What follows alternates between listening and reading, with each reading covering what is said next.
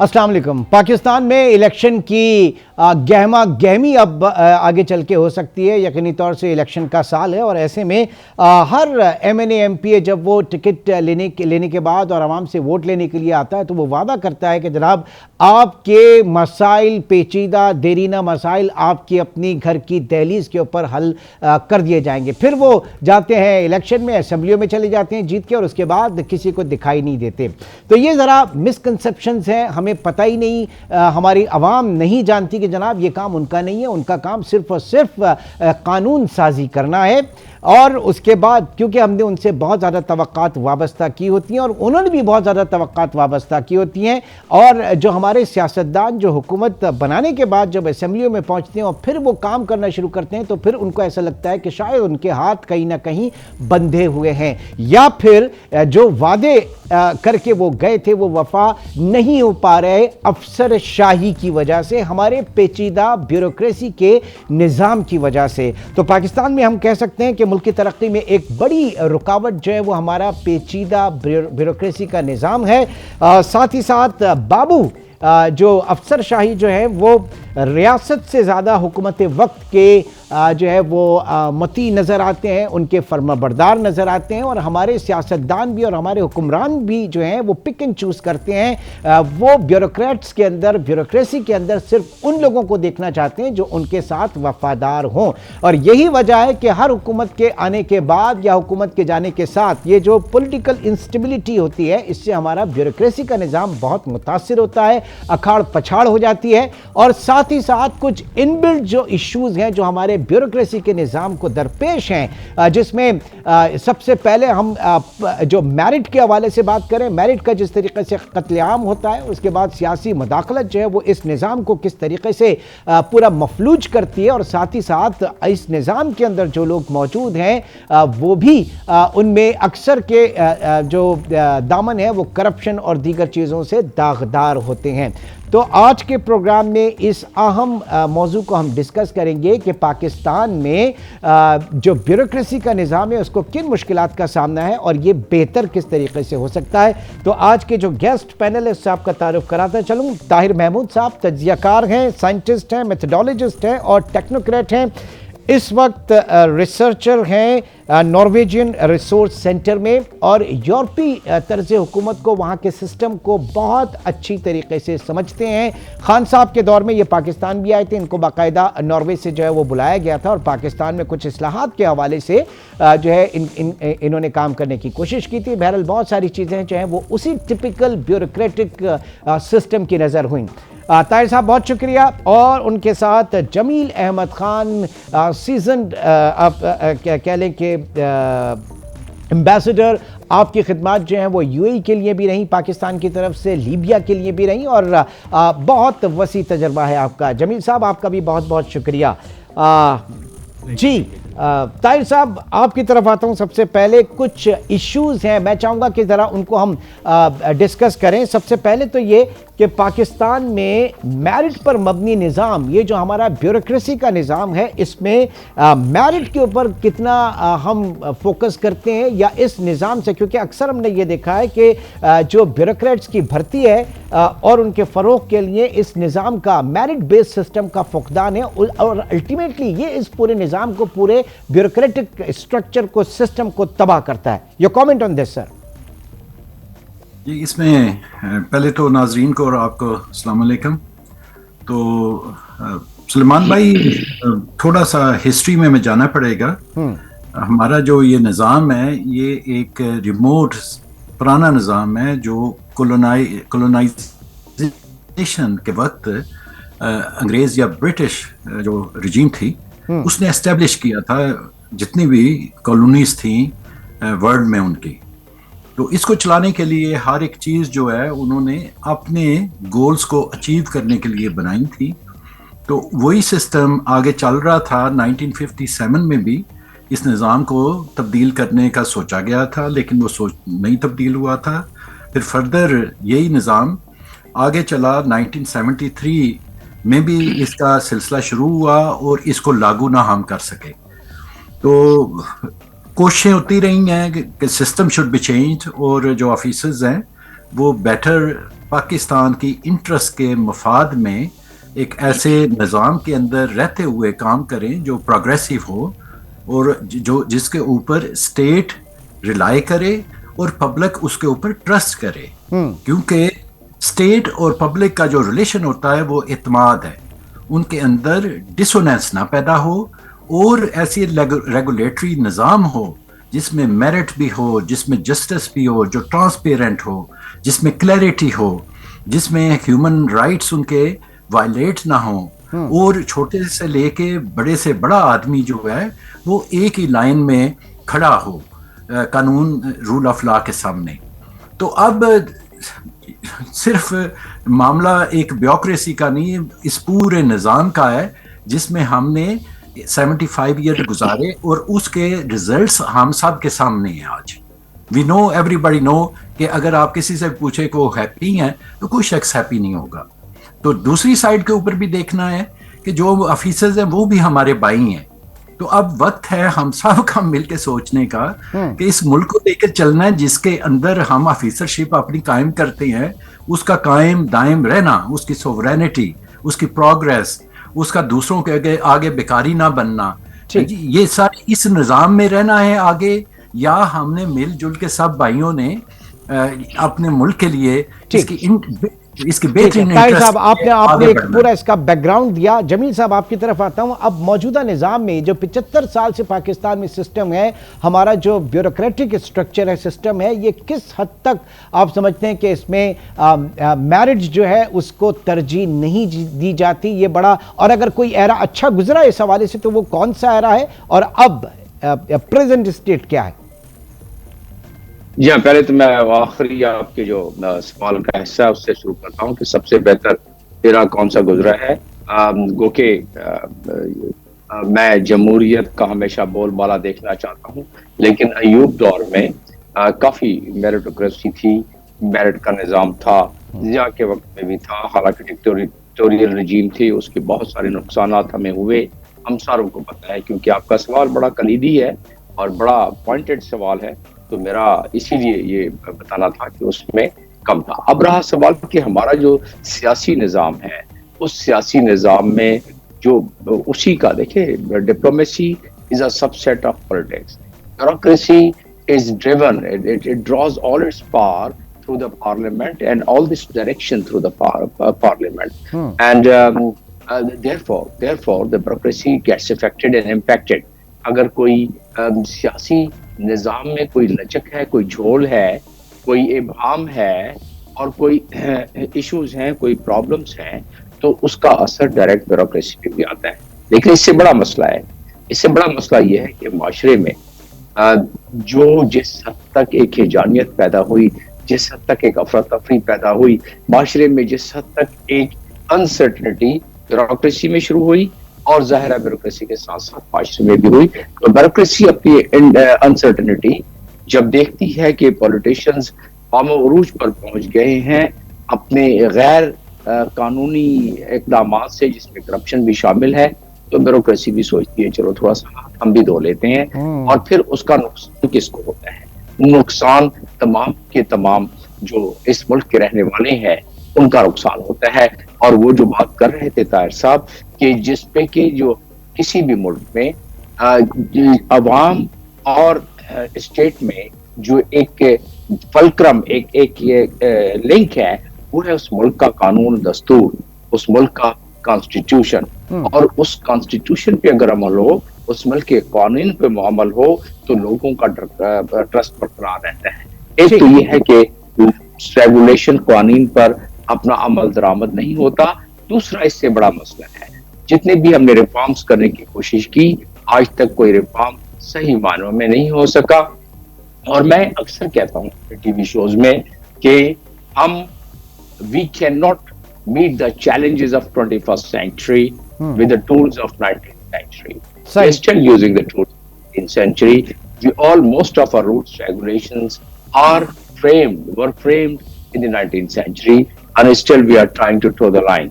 No, کیونکہ اس لیے کہ یہ سوٹ کرتا ہے, بیوروکریسی کو بھی سوٹ کرتا ہے کہ کوئی چینج نہ ہو, جو معاملہ چل رہا ہے اس کا चलता रहे, ठीक। फाइलों पे रस्सियां बांध कर और वो जिस तरह जारबन बांधते हैं बांध कर पेश होती रहे।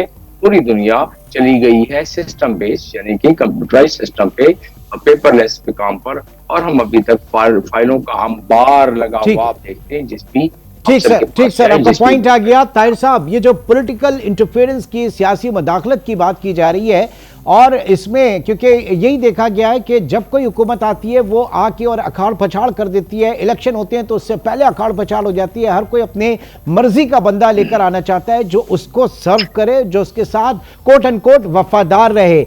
ये पूरे सिस्टम को कितना बड़ा ये चैलेंज है, और वेस्ट में क्या होता है, डेवलप्ड इकोनॉमीज में क्या होता है सर, वहां पर क्या होता है? जी, डेवलप इकोनॉमी में एक सिटीजन का माइंडसेट ग्रो किया जाता है, जैसे मैंने अर्ज किया, as a unit on micro level, कि सिटीजन को फील होता है कि ये मेरा मुल्क है, ये यहाँ पे मेरे राइट्स का मुहाफिज मौजूद हैं, और जो सिविल सर्वेंट है वो मुझे सर्व कर रहा है, मुझे प्रोटेक्ट कर रहा है, और जो सियासी डेमोक्रेसी के निज़ाम में पॉलिटिशियन है वो ऐसे कवानीन मुरतब कर रहे हैं जो मेरे फ्यूचर और मेरी नेक्स्ट जनरेशन की प्रोटेक्शन में हामी होंगे, यानी कंट्राडिक्ट नहीं करेंगे।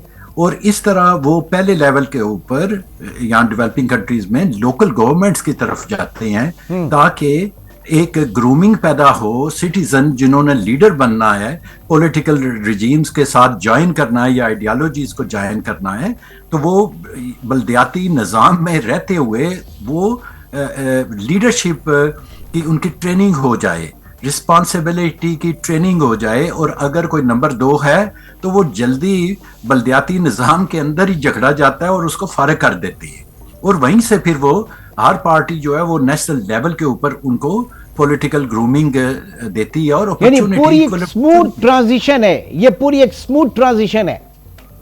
जी, ये बिल्कुल स्मूथ है, और मुशर्रफ साहब के वक्त ये रिफॉर्म्स हुई थी जो बल्दियाती निज़ाम था। हमने एशियन डेवलपमेंट बैंक से 2.5 या 3.5 बिलियन USD यूज किया, लोन लिया टू डेवलप दिस सिस्टम, और ये जब सिस्टम डेवलप हुआ तो बाद में ये 2005 तक रहा, और ये बाद में रिवर्स हुआ। तो ये अब आप भाइयों का काम है इसको वैल्यूएट करना कि रिवर्स क्यों हुआ।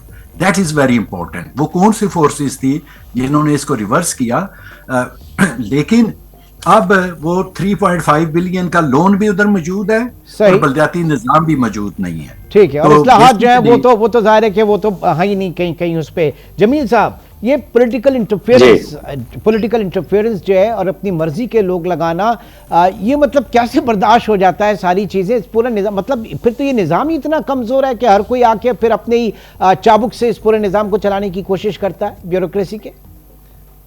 जी हाँ इमरान साहब, ये बात इधर खत्म नहीं होती। ये सारे मामलात इतने मखदूश हो चुके हैं, इतने डिटोरिएट हो चुके हैं कि अब तो ब्यूरोक्रेसी में इंटरफेरेंस तो पहले हुआ करती थी, ठीक है, अब तो ठेकेदारी निजाम हो गया है कि हम एसडीसी को पोस्ट करेंगे, महीने में इतने पैसे हमें दिया करेगा, ये सेक्रेटरी को हम पोस्ट करेंगे, ये हर महीने हमें इतने पैसे पहुंचाया जाएगा। अब ये इसको एक पॉलिटिकल इन्फ्लुएंस को एक outside the arena of the rules and regulation, उसको उन्होंने इंस्टीट्यूशनलाइज कर दिया है वर्बली कि इस तरह करना है। तो करप्शन तो इस हद तक पहुंच गई है, पहली चीज। और जब करप्शन इस हद तक पहुंच जाए तो उसमें मेरिटोक्रेसी तो रहती नहीं है, और उसमें article constitution of Pakistan article 38 की पासदारी तो रहती नहीं है कि इक्वल अपॉर्चुनिटी लोगों को मिले। और इसी तरीके से आर्टिकल 240 जो पाकिस्तान का है, उसमें जहां की appointment to service of Pakistan की कंडीशंस दी हुई हैं, उसकी भी कोई पासदारी नहीं रह जाती है। तो जब हम कानून की पासदारी न करें, जब हम दस्तूर की पासदारी न करें, और जब हम ब्यूरोक्रेसी को ठेकेदारी निजाम पर चलाना शुरू करें, या ब्यूरोक्रेसी करती क्यों है? देखिए, अच्छे वक्तों में ब्यूरोक्रेसी इनकार कर देती थी, अच्छे वक्तों में ब्यूरोक्रेसी उसको एक्सेप्ट नहीं करती थी और कहती थी भाई ज्यादा से ज्यादा आप हमें इधर से पोस्ट कर दो। अब स्टेट ऑफ अनसर्टी इतनी हो गई है, माहौल इतना आलूदा हो गया है कि ब्यूरोक्रेट्स भी सोचते हैं कि हम कब तक ओएसडी रहें और कब तक हम धक्के खाते रहें। तो चले, जो माहौल है उस माहौल में घुल मिल जाओ, और बहती गंगा में हाथ भी धो लो, बहती गंगा में हाथ भी धो लो। अल्टीमेट तो यही होता है जो इस वक्त देखने में आ रहा है। اس وقت ہمارے ساتھ طاہر محمود صاحب اور جمیل احمد خان صاحب موجود ہیں اور بات ہم کر رہے ہیں کہ پاکستان کی بیوروکریسی کا جو نظام ہے کس طریقے سے بہتر ہوگا، اس میں ایشوز کتنی سنجیدہ اور پیچیدہ نوعیت کے ہیں۔ ایک بریک کے بعد دوبارہ ملتے ہیں۔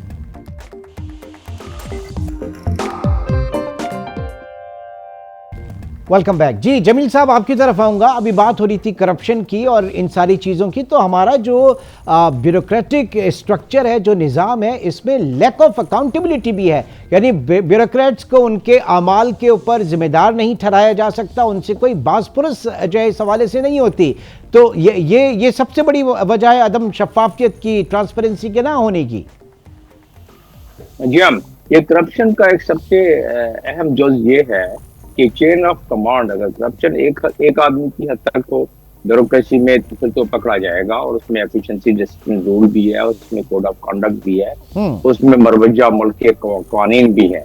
لیکن اگر چین اس میں انوالو ہو جائے، پورا ماحول خراب ہو جائے، تو اس میں پھر کوئی خطرہ نہیں رہتا ہے، کوئی فیئر نہیں رہتا ہے کہ کوئی کسی کو پکڑے گا، تو لہٰذا اس میں آٹومیٹکلی اکاؤنٹیبلٹی کمپرومائز ہو جاتی ہے۔ اور جب اکاؤنٹیبلٹی کمپرومائز ہو جائے اور جب کرپشن جو ہے اس چین آف کمانڈ میں آ جائے، اوپر سے لے کے نیچے تک، اس کو top down and bottom up دونوں طریقے سے کرپشن شروع ہو جائے، تو اس صورت میں یہ ہوتا ہے کہ پھر انایفیشنسی اس کا ایک لازمی جز ہے، اور اس میں انایفیشنسی آٹومیٹکلی آ جاتی ہے کیونکہ اس میں اسٹینڈرڈز کمپرومائز ہو جاتے ہیں۔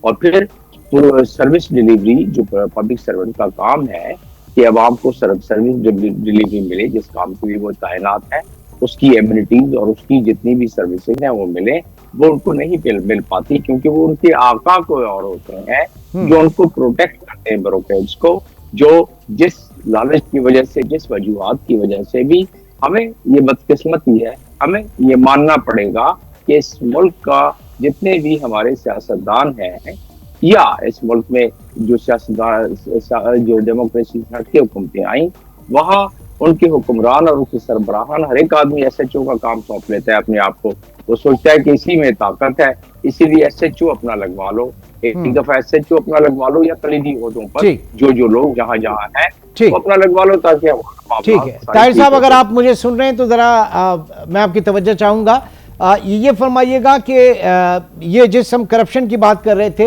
اور لیک آف اکاؤنٹیبلٹی سے، احتساب کے نہ ہونے سے، یہ فیئر جو ہے یہ بالکل ایک فیئر لیس چیز ہو جاتی ہے، تو ذرا وہاں کا بھی موازنہ کیجیے گا۔ اور پھر دوسرا، جب خان صاحب کے دور میں آپ کو یہاں بلایا جا رہا تھا ناروے سے آپ باقاعدہ، تو اس میں کچھ اصلاحات کے حوالے سے بات تھی، تو کس حد تک اس میں اکاؤنٹیبلٹی کا عمل دخل تھا؟ جی چونکہ میری مینڈیٹ میں تو زیادہ اکنامک افیئرس تھے اور سوشل ویلفیئر کی طرف توجہ تھی، تاکہ ہم سسٹم ڈیولپ کر سکیں اور ایسے انیشیٹیوز کریٹ کر سکیں جس میں state of comfort who public کے لیے۔ ٹھیک ہے، تو اس اکاؤنٹیبلٹی سائڈ جو تھی اس کے وہ میرے ساتھ تعلق نہیں تھا۔ ٹھیک ہے، ویسٹ سے یورپ سے دیکھیے گا اکاؤنٹیبلٹی کے اس کو۔ جی یورپ میں تو اکاؤنٹیبلٹی جو ہے وہ آپ کے سر کے اوپر لگی ہوئی ہے، یہاں ای گورننس کا سسٹم ہے، ایوری تھنگ از ڈیجیٹل، یہاں پہ آپ مکان خریدتے ہیں، ایک موٹر سائیکل خریدتے ہیں، ہر ایک چیز کی ایک رسید نکلتی ہے، ریسپٹ نکلتی ہے، سسٹم میں اس کا اندراج ہوتا ہے، آپ نے زمین کی اپنی کی آئیڈینٹیفیکیشن کروانی ہے، آپ کو کوئی تحصیلدار کے چکر لگانے کی یا اے سی کی ضرورت نہیں ہے، you have to just send on email, وہ ای سسٹم میں آپ کو لنک دیا ہوا انہوں نے، ادھر جا کر رجسٹر کریں and you get your everything identified, ہر چیز ڈیجیٹلائز کر دی ہوئی ہے، اور اس لیے کوئی چانسز نہیں ہے۔ لیکن میں یہ نہیں کہتا کہ یورپ میں کرپشن نہیں ہوتی، جو ہوتی ہوگی یا ہوتی ہے وہ ڈیفرنٹ رائے میں جاتی ہیں، کہ جہاں پہ لیسٹ اسٹیٹ کا نقصان ہو رہا ہوتا ہے، کوئی یہی ہے کہ کوئی بزنس ڈیل میں کوئی آدمی اپنی بزنس پارٹنرشپ کروا لے کہیں، اس لیول، اور یہاں پہ ایگزامپلز ہیں کہ یہاں پہ اگر کسی سیاسی آدمی نے انفلوئنس بھی کیا ہے تو اس وقت بھی اس انفلوئنس میں وہ پکڑا گیا ہے۔ Even you can not influence, آپ فون نہیں کر سکتے کہ اس کا یہ کام کرو، کیونکہ وہ کہتے ہیں کہ آلریڈی سسٹم موجود ہے اور ایک سول سرونٹ آپ کے پاس موجود ہے جس کی ذمہ داری ہے۔ آپ کون ہوتے ہیں ہمیں فون کرنے والے؟ چاہے پولیس کا کیس ہو چاہے سول کیسز ہو، everywhere individual as a citizen have to reach to the relevant department, اور اس کے ریلیونٹ آفیسر کے پاس مینڈیٹ ہے۔ हाँ, अगर वो ठीक नहीं ऑपरेट कर रहा, वो उसकी प्रैक्टिस सही नहीं है, वो लेजी है, वो नेग्लिजेंस में है, वो किसी हिसाब से भी कोई गलती कर रहा है, तो उसकी अकाउंटेबिलिटी उसी वक्त मौजूद होगी. उससे बड़ा अफसर जो है he is supposed to take the issue. ठीक, तो ये जमील साहब ये वो इस्लाहात हैं जो यूरोप में, जो डेवलप्ड कंट्रीज के अंदर हैं, और हमारे यहाँ हम असल में मज़ाहमत जो है वो तब्दीली से है. डरते हैं कि क्या चीज़ तब्दील होने जा रही है, हाई टेक हम होने नहीं जा रहे, इन सारी चीज़ों में अकाउंटेबिलिटी भी इसी के ऊपर है. तो ये तब्दीली से हम खाइफ हैं, तब्दीली से हम डरते हैं, पूरा निज़ाम जो है ये तब्दीली से डरता है. जी हाँ, देखिए वो तो तब्दीली से तो सोसाइटी पूरी दुनिया में जहाँ भी है ह्यूमैनिटी, वो जब कोई चेंज आता है तो उसको उसकी थोड़ी रेजिस्टेंस तो होती है. मैं जब तालीम हासिल कर रहा था यूके में, तो उस वक्त नया 86-87 में पुलिस स्टेशन को कंप्यूटराइज करना शुरू किया. तो मैं पुराने पुलिस ऑफिसर्स के साथ जो गपशप का मौका मिला, तो कहते हैं वो उससे इतना तंग थे कि ये खामखा कि हम इतना अच्छा काम कर रहे थे, अभी ये चीज याद रखना इसके ऊपर. तो जब भी कोई चेंज आती है उसकी एक बेसिक रेजिस्टेंस तो बैरल होती है, क्योंकि लोग ट्यून अप हुए हुए थे पुलिस सिस्टम. हमारे यहाँ उसके अलावा भी है. हमारे यहाँ प्रॉपर्टीज के रिकॉर्ड जल जाते हैं. हमारे यहाँ मोटर व्हीकल जो रजिस्ट्रेशन है 3 दफा उसको आग लग गई, इसलिए कि लोग मुखालफत करते थे, नहीं चाहते थे कि वो डिजिटलाइज हो. जब से डिजिटलाइज हुआ उस वक्त से करप्शन में, जब नादरा के कार्ड हाथ से बनाए जाते थे तो करप्शन हुई. जब डिजिटलाइज होना शुरू हो गया तो करप्शन उसमें न होने के बराबर बल्कि बिल्कुल खत्म हो गई. उसी तरीके से जहां जहां सिस्टम बेस्ड मामला आते हैं वहां करप्शन का. अब उससे हटकर बात की अगर देख लिया जाए कि ये जो करप्शन, मैंने कहा कि it leads to the week governance, and the week governance leads to the lack of trust and lack of innovation. आपकी जो है तजल्लियात में फर्क पड़ जाता है, आपकी इनोवेट नहीं होता है, आपकी जो है कैपेसिटी पूरी बिल्ड नहीं होती है, क्योंकि लोग कहते हैं कि बस ठीक है हमारे प्रोटेक्टर तो बैठा हुआ है, फलाना एमएनए, फलाना एमपीए, फलाना जो है वो मजबूत आदमी जो है पीपल्स पार्टी का या मुस्लिम लीग नून का या पीटीआई का हमारे पीछे बैठा हुआ है, तो हमें कौन हिलाएगा. जबकि आप अंदाजा करें में कहा होता है कि 3 साल में 5-5 आईजी चेंज हो जाएं, 4-4 चीफ सेक्रेटरीज चेंज हो जाएं किसी प्रोविंस में. तो मिसाल तो नहीं मुझे कि दुनिया में ऐसा कहाँ होता है. और सारी political appointments and political removals, dismissals, that's it. Political appointment तो अमेरिका में भी होती है, वहाँ स्पॉइल सिस्टम है, लेकिन वहाँ एक निजाम है, एक तरीकाकार है. उस तरीकाकार से हटकर वो स्पॉइल सिस्टम को नहीं होता. ही है कि वहाँ इलेक्शन के बाद जो हुक्मरान पार्टी आती है एक निजाम के तहत मुख्तलिफ चीफ्स को चेंज करती है.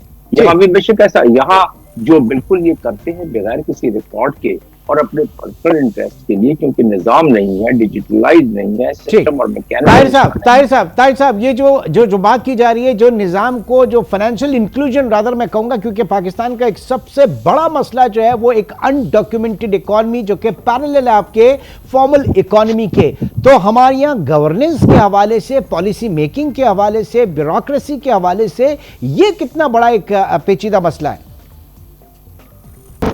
जी, अब पेचीदा तो ये हाईली कॉम्प्लेक्स है, लेकिन मैं ये कहता हूँ कि हमने मायूस नहीं होना. हम we have to look forward. इसके लिए हमें बैलेंस्ड अप्रोच क्रिएट करनी पड़ेगी और हमें निज़ाम के अंदर बतदरीज ट्रांसपेरेंसी की तरफ लेके जाना पड़ेगा और लीगल जो एस्पेक्ट्स हैं उनकी राइट मैयर्स को इंट्रोड्यूस करवाना होगा. और वो एक दिन का मामला नहीं है. It will take little bit time. उसके लिए शॉर्ट टर्म सोल्यूशन बनाकर एक लॉन्ग टर्म गोल्स अचीव करने होंगे. Spontaneous there is no other solution. Is well complex. उसकी वजह यह है कि लोग तो समझते हैं कि डॉलर आज वो चढ़ गया 30 रुपीज़ ऊपर या 25 रुपीज़. लोगों को ये नहीं पता कि इसके चढ़ने के इर्द गिर्द how many people are going to be billionaires और वो कौन होते हैं. ये all these are the question for our nation. कि हमें समझना है कि हमने कैसे एक बेहतर सिलसिले की तरफ जाना है विदाउट एनी ऑब्स्ट्रक्शंस. अब यही तो मसला है पॉलिटिकल रिजीम्स के लिए कि सिस्टम मौजूद नहीं है. और अगर सिस्टम से हट के कोई बात होती है तो वहाँ पे डिफरेंट ग्रुप्स जो हैं वो आपको ऑब्स्ट्रक्ट करते हैं. और फिर निज़ाम जो है, मैंने आपको पहले भी अर्ज की एक प्रोग्राम में کہ ہم اسپرچولی کمزور ہو چکے ہیں, ہم مارلی بہت ویک ہو گئی ایز اے ٹھیک, ظاہر ہے کہ اس سے ہمیں نکلنا ہے, ہم نے اپنی کچھ خود جو ہے وہ اکاؤنٹیبلٹی بھی کرنی ہے. اب جمیل صاحب ذرا فوکس ہم اس وقت کر رہے ہیں اپنے اس پورے جو افسر شاہی کا نظام ہے, ہمارا جو بیوروکریٹک اسٹرکچر ہے, یہ کہا جاتا ہے کہ جناب بڑا فریگمنٹڈ یہ اسٹرکچر ہے, بہت اس میں دھڑے بنے ہوئے ہیں, بکھرا ہوا یہ اسٹرکچر ہے, اور اس کو ہم اگر مختلف منسٹریز میں دیکھیں, مختلف ڈویژنز کے اندر دیکھیں, مختلف ایجنسیز کام کر رہی ہیں, مختلف لوگ کام کر رہے ہیں, وہ آپس میں کوئی کوارڈینیشن نہیں ہوتی, اور ظاہر ہے کہ وہ ایک بہت بڑا مسئلہ ہوتا ہے ہمارے بیوروکریسی کے نظام میں کہ جب آپس میں کوئی ردھم نہیں ہے, آپس میں کوئی سنکرونائزیشن نہیں ہے, یہ بھی بہت بڑے مسائل ہیں. تو میں ایک چھوٹے سے بریک کی طرف چلوں گا, بریک کے بعد میں چاہوں گا جمیل صاحب اس کے اوپر رسپونڈ کریں.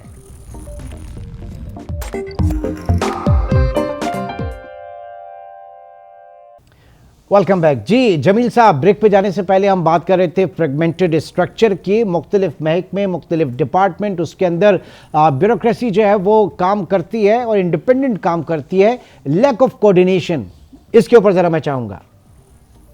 نہیں, لیک آف کوارڈینیشن تو بہت سارے ممالک میں ہے, اور پاکستان میں ظاہر ہے پاکستان جیسے ممالک میں تھوڑا زیادہ ہے. اور لیک آف کوارڈینیشن آپ کو علم ہوگا کہ جب 9/11 ہوا تو وہاں کوئی بھی یو ایس میں یعنی امریکہ میں کوئی بھی وہاں کوارڈینیشن کا نظام اتنا صحیح نہیں تھا. ایک ڈپارٹمنٹ دوسرے ڈپارٹمنٹ کو انفارمیشن مہیا نہیں کرتا تھا, کوارڈینیشن نہیں تھی, جس کی وجہ سے وہ ہائی جیکرز اس کے باوجود کہ اطلاع مل گئی تھی ٹریس نہیں ہو سکے.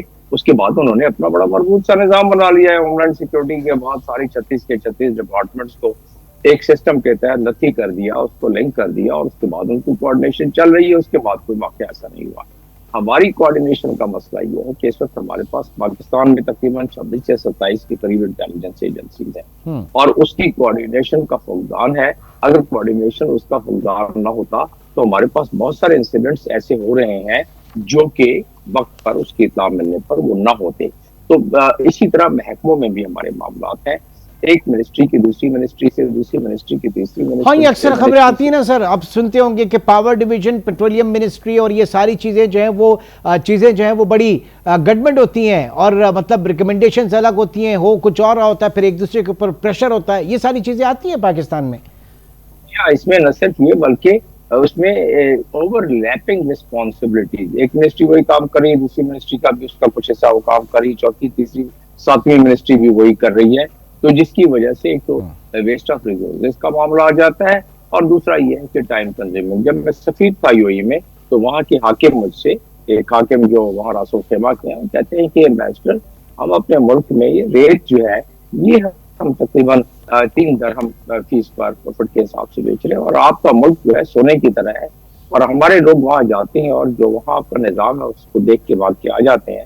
24 سے 28 کے قریب ڈپارٹمنٹ ہے, they just run like a vulture against the investors. تو انویسٹرز بھاگ جاتے ہیں کیونکہ اس میں اتنے سارے ڈپارٹمنٹس در ڈپارٹمنٹ ہم نے رکھے ہوئے ہیں. ایک ڈپارٹمنٹ سول ڈیفینس والا آ کے جاتا ہے اپنا سرٹیفکیشن کے لیے, تو لیبر والا آ جاتا ہے, لیبر ابھی اٹھتا ہی نہیں ہے کہ کیسی والا آ جاتا ہے, جب ابھی ادھر سے وہ چلتا ہی نہیں ہے کہ وہاں police. Sir that ultimate that comes to red tapism, سرخ فیتہ جسے آپ کہیں گے. جی سرخ فیتے کا تو ایک ہے, لیکن دیکھیں یہی نظام جب کوئی بہتر ایک کیئر ٹیکر گورنمنٹ آئی تھی, میں اس وقت مڈ کیریئر قسم کا افسر تھا پاکستان میں, اور اس میں معین قریشی صاحب تھی. اس میں نظام وہی لوگ, وہی بیوروکریٹ, دیکھیں آپ کے جو سلیکشن کا نظام ہے آپ کی کانسٹیٹیوشن میں دیا ہوا ہے, اس کانسٹیٹیوشن کی پاسداری کرتے ہوئے فیڈرل پبلک سروس کمیشن بہت اچھا کام کر رہی ہے. اور آپ کے پاس سبھی سلیکشن کا نظام, ایک ڈرائیور کا بچہ سلیکٹ ہو جاتا ہے اور ایک جو ہے وہ سیکٹری کا یا ایک گورنر کا بیٹا فیل ہو جاتا ہے اس امتحان میں سول سروسز کے. تب بھی وہ نظام تو چل رہا ہے, لیکن جب وہ لوگ آ کے سول سرونٹ بن جاتے ہیں اس کے بعد جو ان کو ماحول مہیا کیا جاتا ہے اس ماحول میں وہ رنگ جاتے ہیں. اس معین قریشی کے زمانے میں جب یہ معاملہ ہوا ہم سارے ملازمت میں تھے, جب میریٹوکریسی کی بات آئی اور کوئی انٹرفیئرنس ختم ہو گئی تو ہم اپنے دروازوں کے باہر منسٹرز کو اور ان کو کہتے تھے آپس میں ملیں, آپ ہمارے گھر پہ نہیں آ سکتے. ابھی کسی میں ہمت ہے وہ کرنے کی, نہیں کر سکتا ابھی, اس لیے کہ وہ پروٹیکشن تھی. بیوروکریٹس کو جب آپ مورد الزام ٹھہراتے ہیں تو اس کے بعد آپ کو یہ بھی دیکھنا ہوگا کہ ان کو پروٹیکشن کیا ہے. وہی سیاستدان، وہی جو طاقتور حلقے ہیں وہی ان کو پروٹیکشن بھی دیتے ہیں. جب وہ پروٹیکشن بھی ان کو دیتے ہیں تو ان سے کام بھی لیتے ہیں.